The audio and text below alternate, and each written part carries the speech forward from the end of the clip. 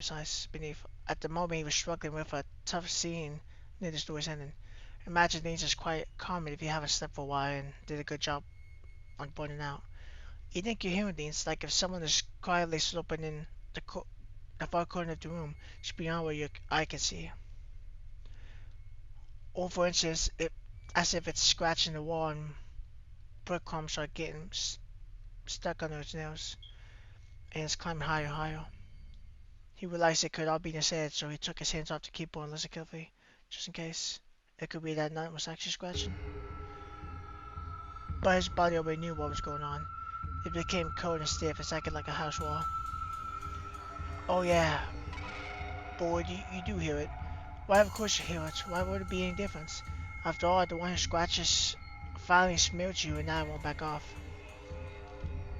And that's when his nervous tick came in.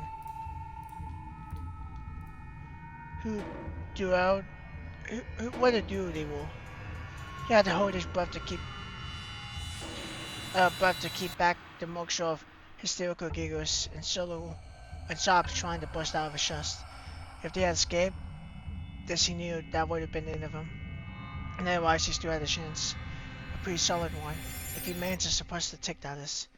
When the text doesn't work out, just look away from the screen and wait a little. The tick will subside by itself.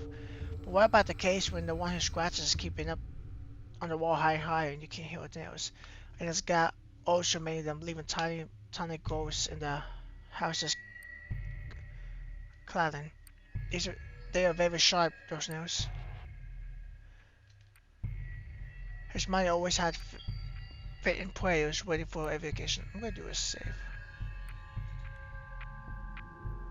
Outdated.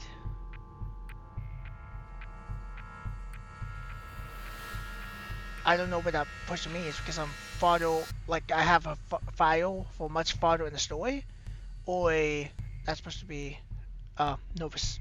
Like the game's supposed to be like, yeah, I know I'm in the game. But this time, this wasn't a moment you think of. Actually, I tried and do something this time. Even the mother would take it by surprise. She'll probably have to consult a new prodigy form, as this case sure needs professional opinion. Something like, greetings. My boy hasn't been sleeping for a month or so, and it always started to get out of hand. He sits in a dark room all day writing his stupid scribbles.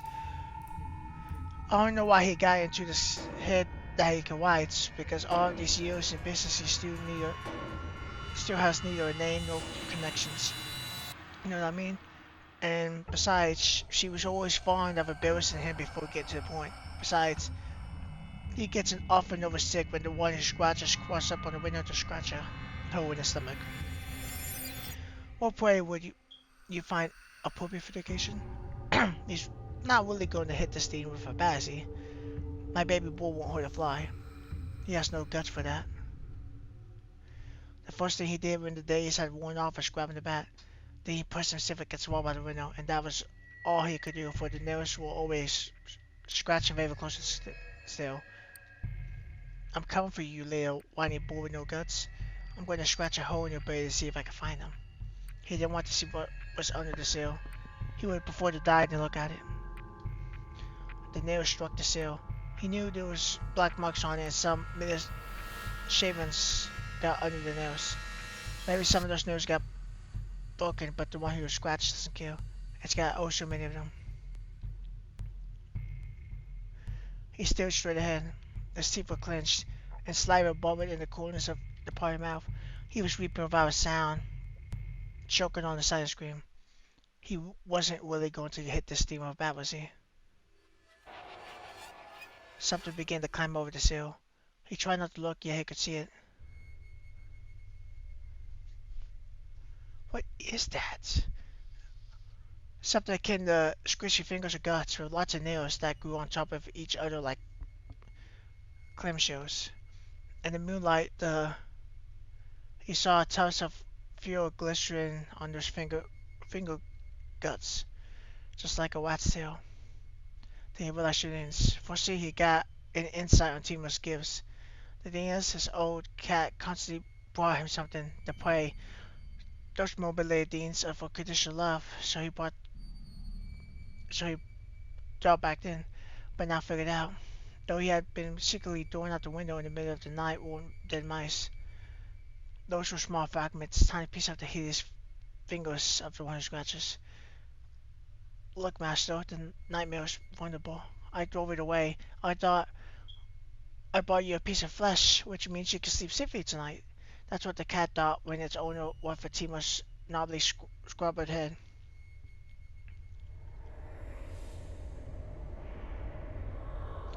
And secondly, he realized, rather clearly, this was the thing that lured cats into the darkest of summer nights from which they never returned.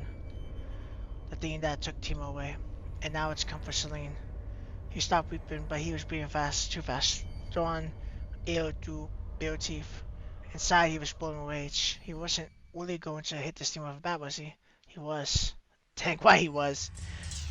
He turned his head slowly and stared, eyes wide open, without blinking, as the glistening flash crumbled over the sail. He was waiting. He felt sick. He decided he would throw up later. Why, after he turns the thing into a bloody mess. I know you. You won't get her. You won't get anyone. The sound that came out of his throat didn't resemble words, but that was exactly what he said. He charged it back. He charged at the thing and thrashed it. He smashed its fingers, guts, trails, or whatever it was, and the bat seemed lighter than a feather. He had never been particularly strong, but all this being became pure will, where the bat is point of application. Blood, these shreds kept busting and spilling around as he smashed and smashed and smashed. He paid no heed to the nearest that were trying to get him, tearing his clothes, tearing his skin. He didn't care, he didn't even feel anything. Any but decided to wipe that thing off the face of the earth, to smash it out of reality if he had to. Finally, the corpse crumbled in his shoulder, slid off the window frame, collapsing down. It was over. The blood-soaked bats slipped out of his hands and rolled across the floor, leaving a long black red smell. He wouldn't have been able to lift it. He was barely standing on his feet, and drool mixed with blood went down his face.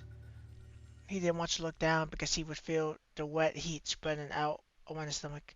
He knew where that was going. He stumbled to the bed and fell onto his back. A hoarse, gurgling breath came out of his mouth. More than anything, he wanted the cat to come. Everybody loves tomato soup. Tomato soup is Devil's favorite food. It reminds me of home. Elijah doesn't like tomato soup. Everybody loves tomato soup.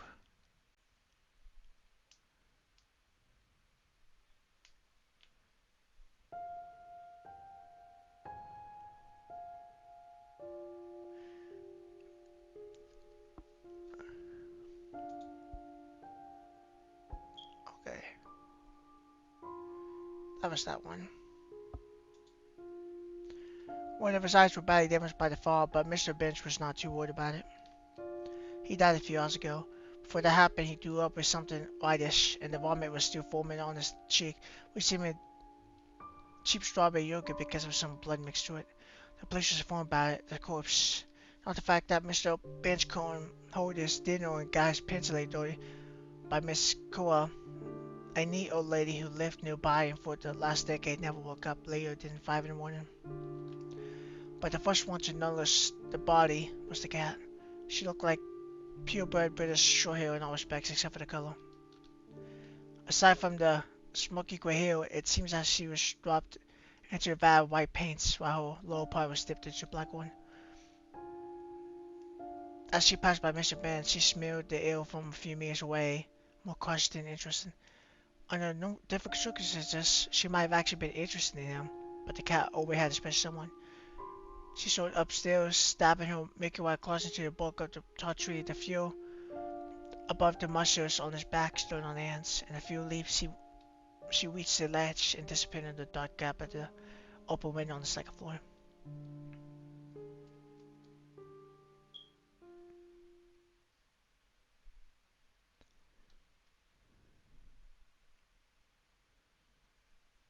He could barely breathe at the time, but when the cat came back, he felt better, much better. What have you done? I was defending. I wanted to save you. I wanted to save us both. Fool. That's right. I just can't lose you. It's too late. He wanted to object, say something trivial like, it's never too late as long as they're both alive, but he could not. The cat clung to him with her tight body, sticking her lips to his. He suddenly realized she wasn't, in fact, skinny, more of wiry and quite strong. The next moment he felt his flesh turn apart, and it tore easily, as quite some time had already passed. Just with that, everything finally fell into place. He had, he had read about it in some magazine. For cats and many house ones, if their owners pass away, aren't above eating human flesh if they manage to reach it. But cats are very discerning and careful. Having chosen the corpse, the cat remains faithful to it until it's stripped to the bone. Taking this into account, and also the number of empty sleeping pills, can't say, well, good God, there were so many of them. There was a single conclusion to make. He died quite some time ago. It turns out that the pills failed him once again. The same was swinging back and forth, swaying him like a killing murder swings a cradle.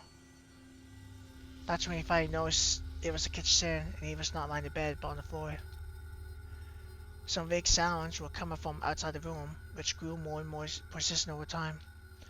If he knew about Miss Coe's particular discovery, he would have probably guessed that the police were already breaking down this door.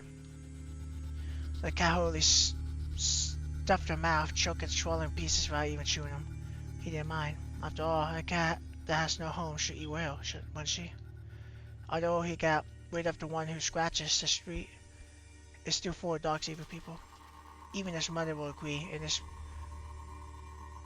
mother never ever agreed with him. And yet, he still had one question to ask. Say, did you love me? Even a little? For a moment, the cat took a pause with her task and looked him in the eyes. Her body was quivering. A delirious flap of flesh that could to a piece of one fat was shimmering in her long, sharp teeth.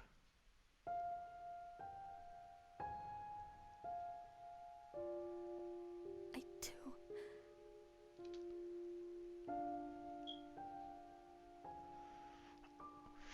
He breathed in her scent for the last time, the smell filled dust of the street. The smell of carrion.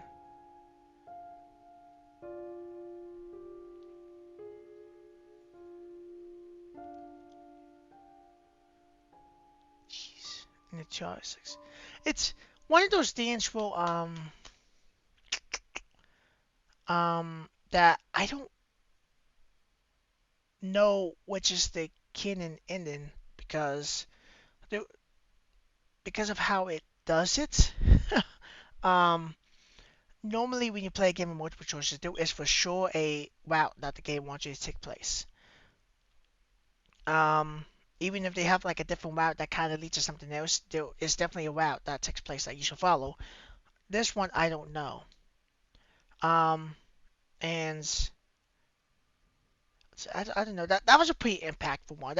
That one I'm gonna assume the Kingdom of Hope and everything was more because that was like a lot longer. But that one was actually more impactful to me, at least at the beginning.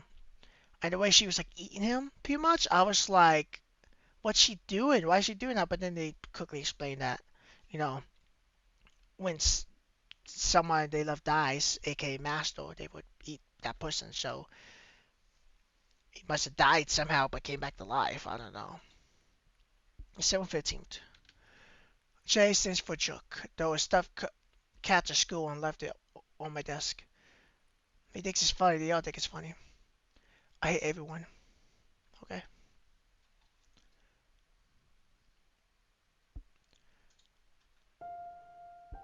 Okay. Should I assume because I did this? What do we save here? I probably already did save here one time. Yeah, I think that might be because of the choices I picked. This is the natural one, but these ain't.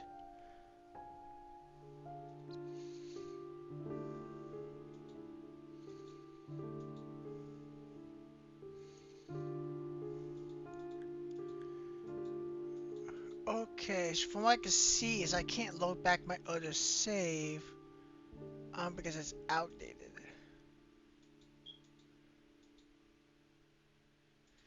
So let's start a new one. My fourth guy threw me the blue flames. Go for it. Okay, that's new.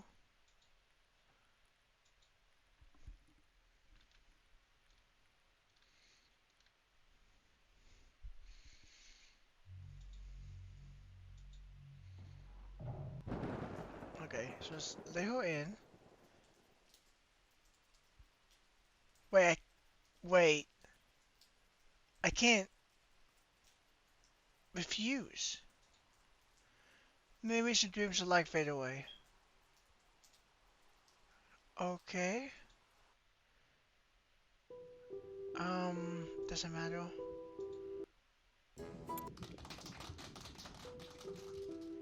Do this. I believe we have met before.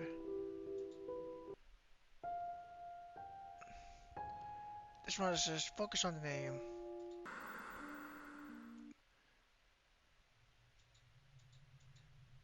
And then this is where we get heal.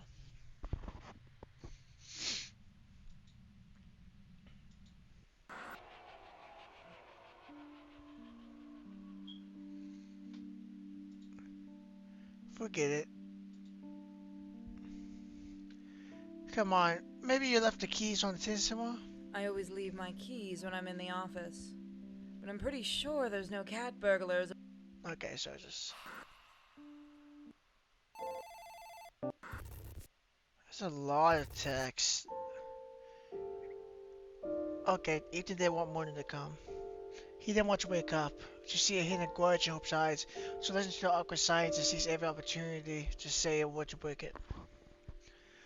But morning did come. The evening wasn't for surprise. Everything was fine. Very much so. Hope got up early to make a superior breakfast, the kind Ethan was never able to cook, even when he really wanted to. She was talking to him. She was joking. She listed at least 10 places they would go where the sketch would become more relaxed. The nightmare seemed to be over. Okay, so, oh, the hills.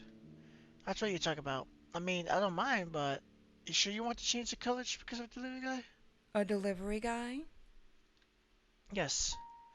I sometimes order food. I've had a lot of dark-haired delivery guys lately. Fascinating. And what were all those delivery guys doing in our bathtub? I, I don't know. I don't know, Hope. Maybe I got distracted?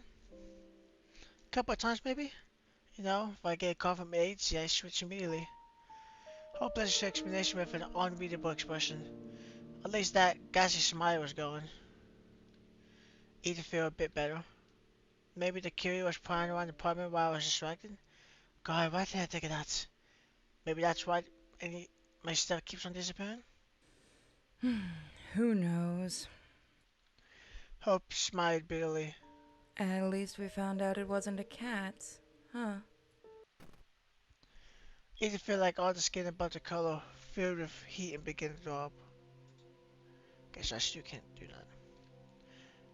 Membranes, valves, witch films, yellow bones. You know, it's shiny just like berry jelly. Pulsating and contracted, trembling. Eno closed his eyes involuntarily, as if he could squeeze a vision out of him. Ethan, are you okay? You look, bad. At least there's no mockery in Hope's voice. Yes. No. Ethan leaned on the table and wiped his face with his hand, stretching skin.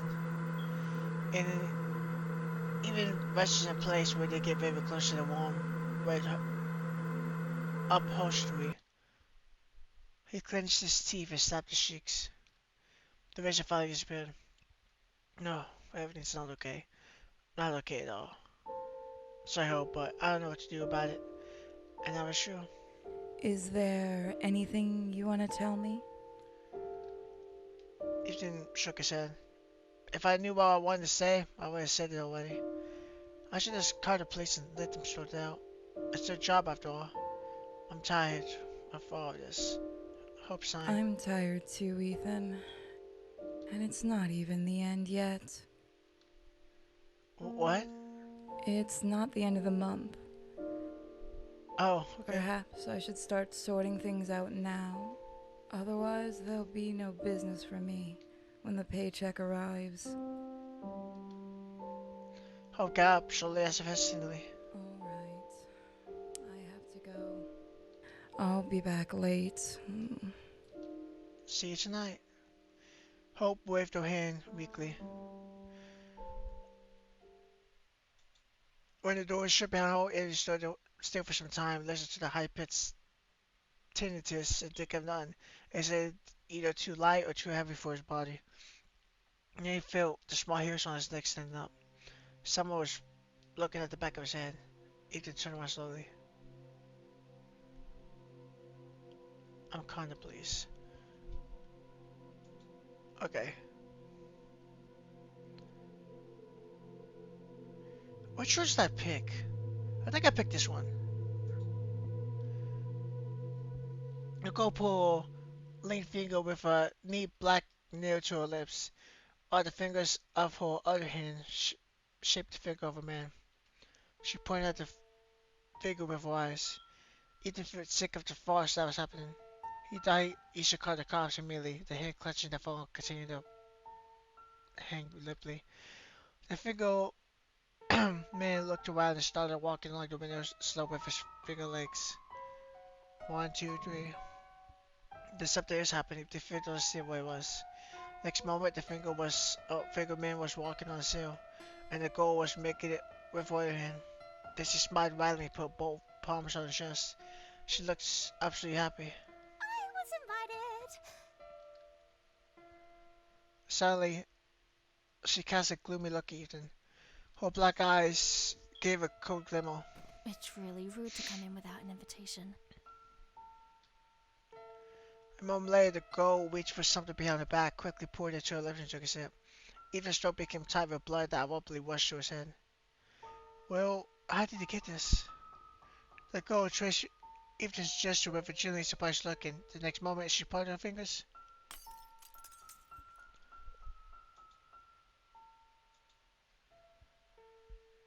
Don't come. She was stopped by now. He will force some sense to show. Ethan watched the window. He was going to grab the girl's arm and drag her deeper into the room. Maybe he would have clenched his shoulder much harder than necessary. Maybe he would have given her a hard shake before releasing her. And even to stay of frenzied rage, he did not intend to punish her. Let the police do it. It's her job after all. Moreover, he wasn't going to get on top of her with a short body pressing her against the glass, but he did just that. Ethan failed to see how this happens. It was as if someone rolled the clock forward in the midst of stretch of time, replaced the thing he intended to do. All he knew, his right hand always clenches the naked boob of the thing, and his left is propped up against the glass.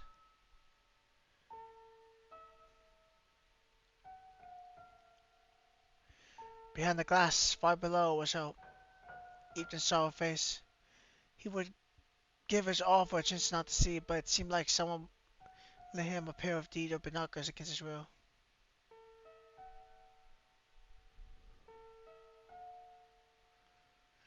Ethan saw Hope's blue eyes turn glassy and her mouth open as if she wanted to say something, but she couldn't find the words. You little. He did not even have to pull his pants or lift up the hem of her dress. This happened as if by itself. When he finished, Hope was gone. His shallow, frantic breath shook his chest and just wouldn't come down. Ethan was crying, sadly without tears, and then the girl's neck turned counterclockwise, clenched all the while. Ethan had a momentary thought he hallucinated. At this very moment, the girl's neck twisted again, and again, and again. Oh, what is she? The girl laughed, and he saw her white smile right for him, though she was still lying belly down on the windowsill. His hand was no longer covering his mouth. Ethan saw that teeth, long and sharp.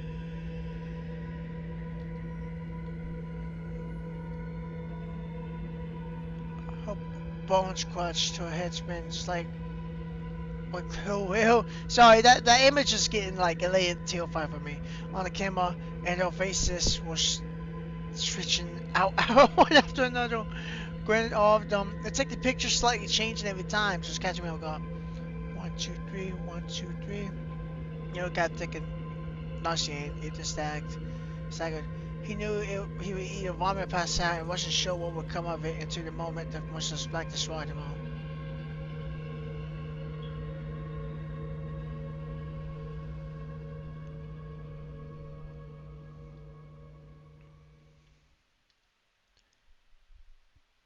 When he woke up, the Harper creature's gone, and as soon as Ethan's microphone skinny got out, she did not answer.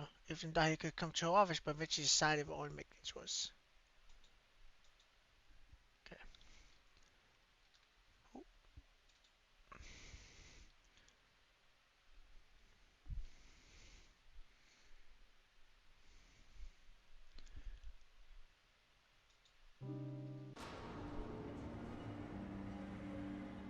What changed?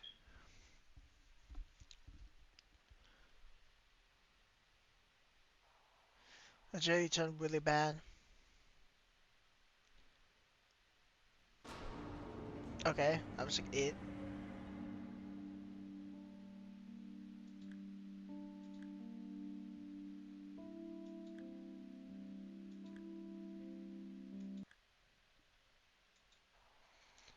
Okay, that's all that was. Okay. Whoops.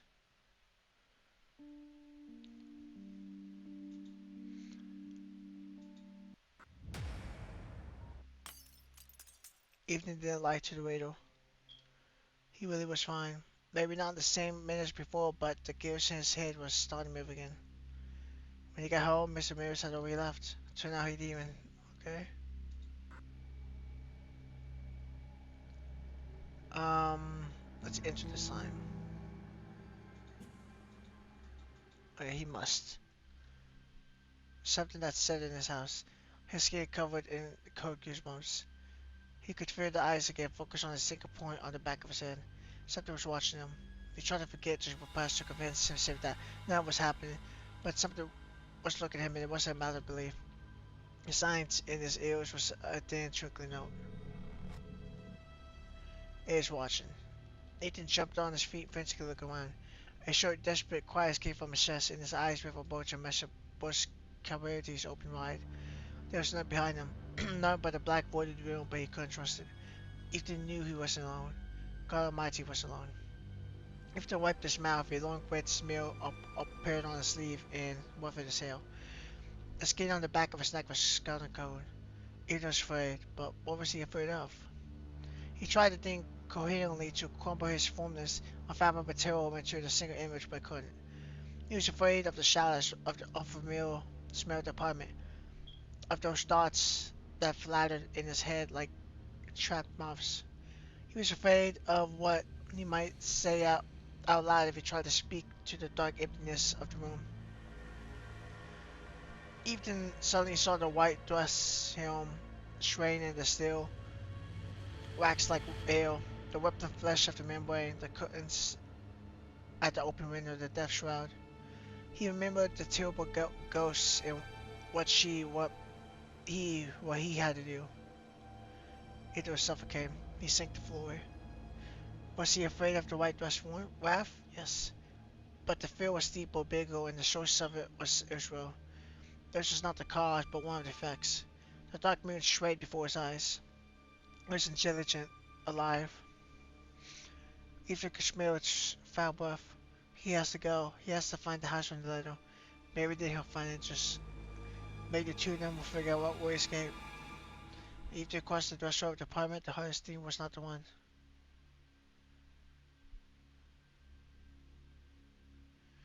He found the right street with no trouble at all. I think, yeah, because it skipped, because there's a lot of dialogue of him like going up to the street, and this time I just went straight to that. The words in this part of the subword formed a simple, clear scheme, so he didn't need any help. Still, Ethan desperately wanted to pull up in front of a little house with the lights still on.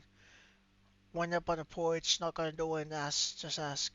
Accidentally, Ethan shrugged with the right door and kept driving. House number 8 was hidden behind the trees. Call from the neighbors by a wide lawn. Heck, you can't call this a lawn anymore. And grass crept into the cracks in the driveway. It had taken root deal and thick roughs. Among the weeds on the lawn, wild mint stood in its leaves largely, just as if an enormous hand torn out a patch from one of the fields Ethan was driving by on his way here, and left it in the middle of the sleepy street as a prank. The night outside Ethan's car was fresh and cool. This and the whited shift cleared his head a bit, but now he was sinking back into sticky uneasiness. And he got out of the car. He slammed the door loudly so that the house would know he wasn't scared. But of course he was. He was scared as heck and still didn't know what he was afraid of. Ethan went on to the porch and stood at the steps for a moment, looking at the front door. Then he walked around the house. There were no lights in any of the windows. Now I'll go back to my car and get out of here. But Ethan didn't do anything like that. Instead, he went up to the porch and after a moment's thought, put aside the flower pot the lighter mentioned. He'll just check things up and that's it. The spare key was in place. He won't go inside. It's a small check. The key turned in the lock. It all went incredibly slow as if Ethan was terrified of what he was doing, and he was. Just a burst of sharp pain bore in the back of his head. The door, the key, and the hand that held it faded into crimson blackness.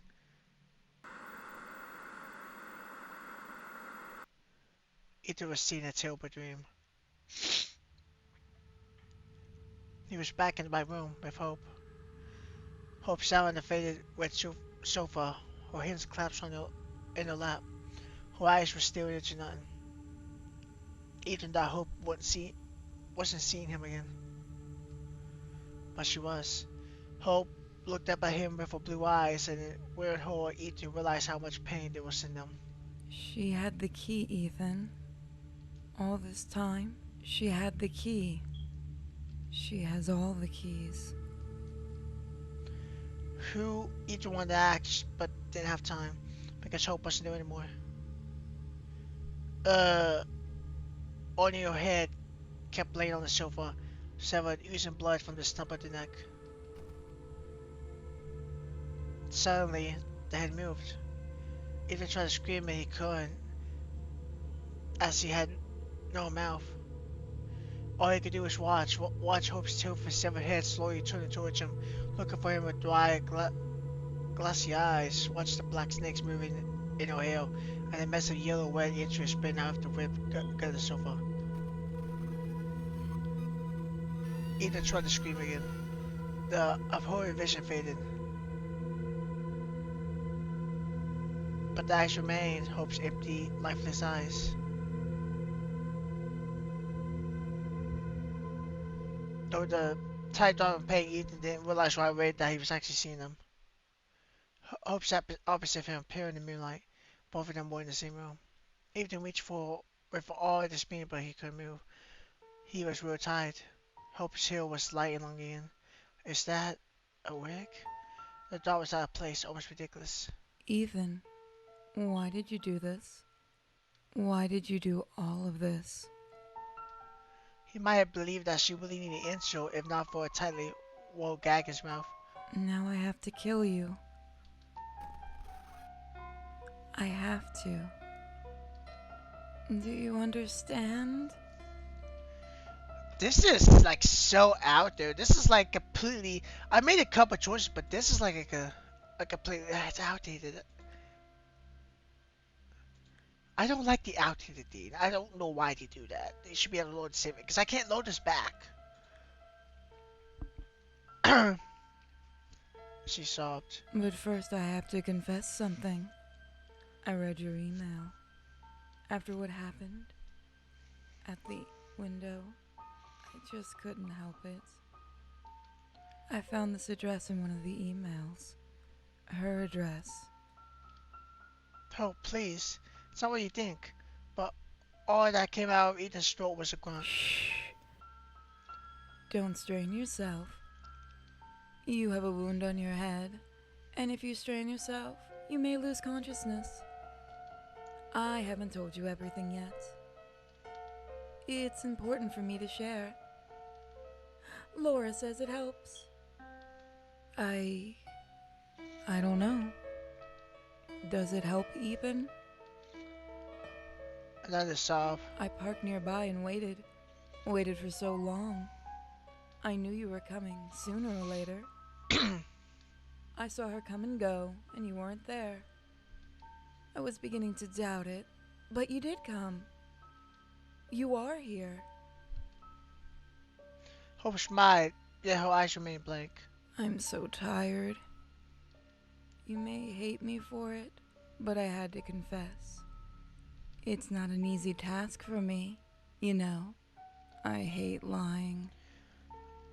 So if I pick the windowsill again, but she was, but she's gonna kill me because I show up. But if I choose not to show up, then will everything be fine?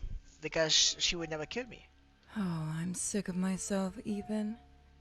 Why does it have to end like this? Ethan didn't have an answer. My problem is that I can't lose.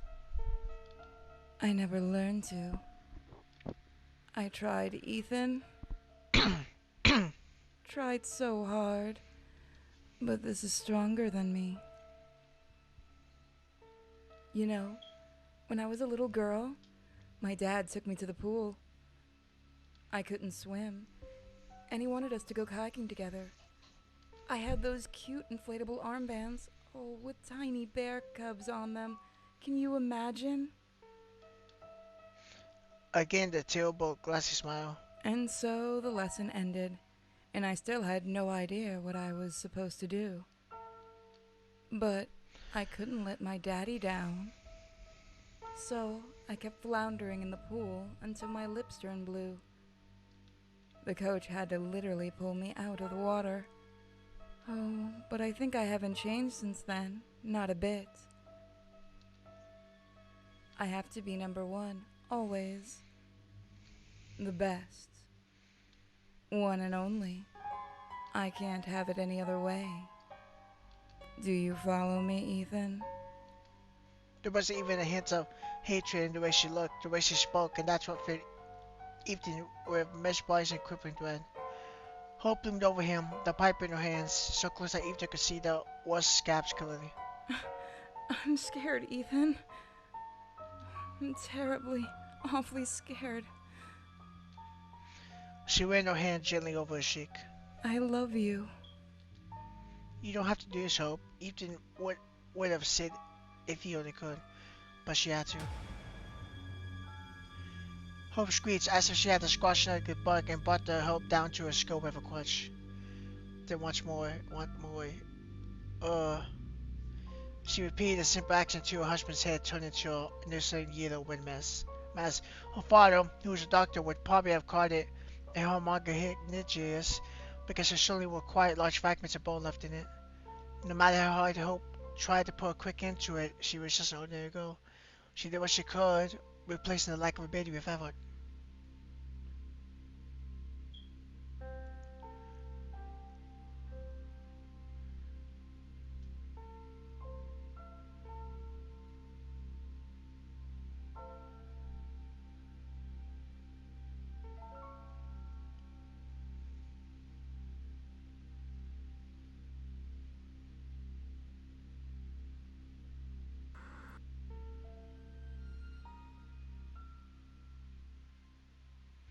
When she finished, Hope put the pipe down next to the body.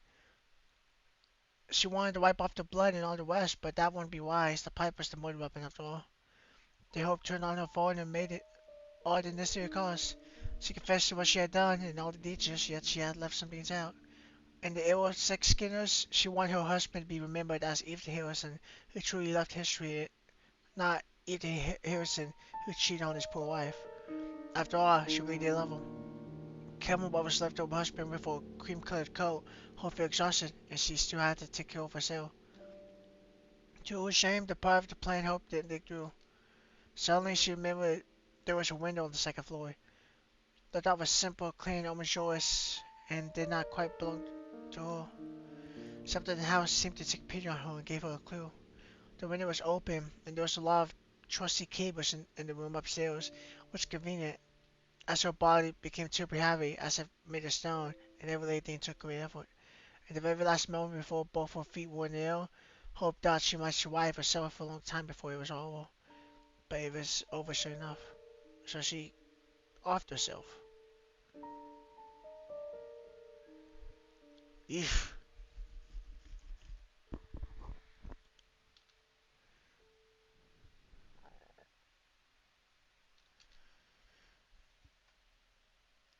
Okay, so I can go back to the last choice and don't interfere.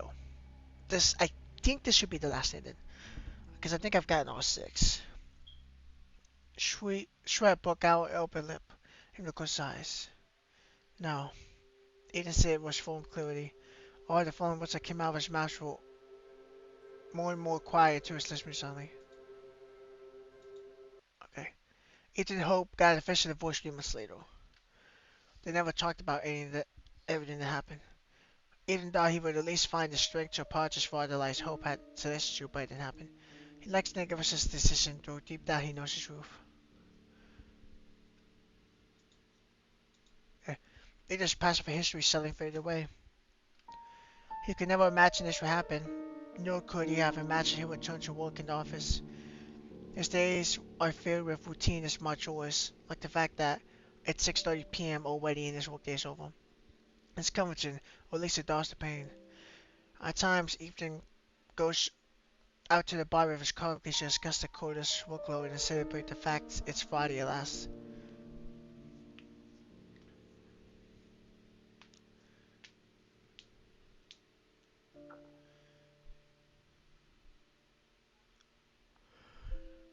Ethan's office is located on Squirrel Park, right past the Master Bridge.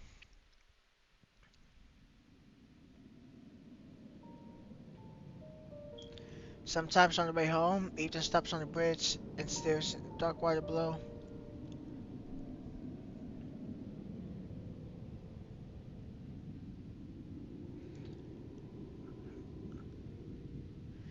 Okay, so the best ending to me seems to be the one where what's it? Well, they get a divorce, but then they seem to get back together.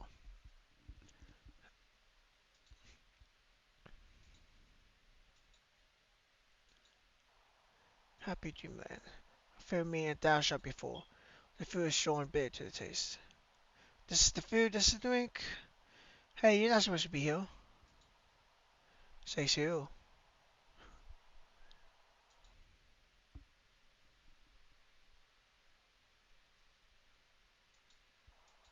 You don't have to do this. Indistinct.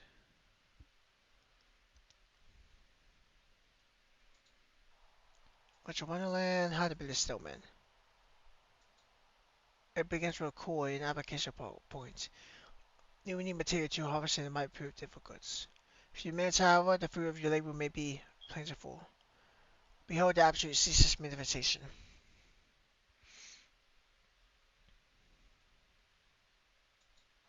Blue Light Hotel. The blue light as blue as it gets. This happened, yes, around 5 a.m. I was standing right there making a sandwich. I toast some peanut butter in the jelly, yes. Then I saw the blue lights. That's how I knew the video was very thin. I know how it sounds, but there's more to it, you know. You have to do this properly, else you'll get into trouble, yeah, symptoms are bad. That's how it goes, man, that's how it goes. Once it's on, you can't stop it. That's how it goes. Oh no, it's the White House again. Can you fix that? Will it find you? Well, here's the late trick. Join the happy getaway.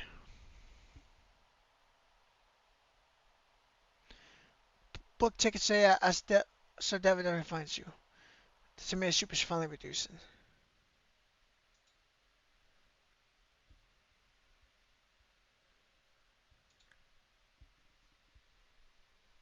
I got a bunch of achievements. It's fun. I got all these, but there's this one here.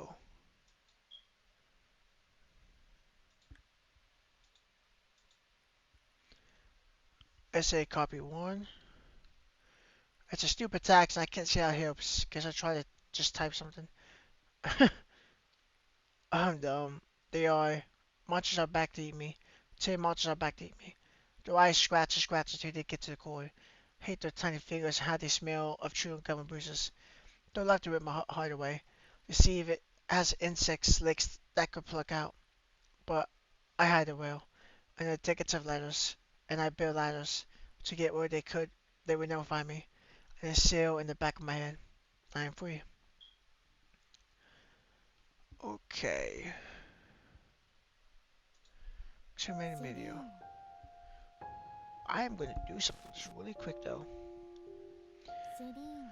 Okay, I guess that'll be all for this series. I was trying to see if I could look at the achievements and see if maybe there's an achievement that pertains to an ending I don't have. But I couldn't find anything. There's two achievements I didn't get, but one was for like a TV program in the journal, which I maybe it glitched out. I don't know. But um, yeah, those are the two two achievements I didn't get. But I should have all the endings. Um, apparently there was one ending that also corresponds to if you restart the game or not, which I think I remember seeing that because I went back and started the game and then it slightly changed the dialogue, which is really weird. The one where it said like let her in or something, which it didn't give me the option to refuse, which it did before. So anyway, I guess that would be all. Um, I will I guess see you guys and girls in the next video. You guys have a good one and bye bye.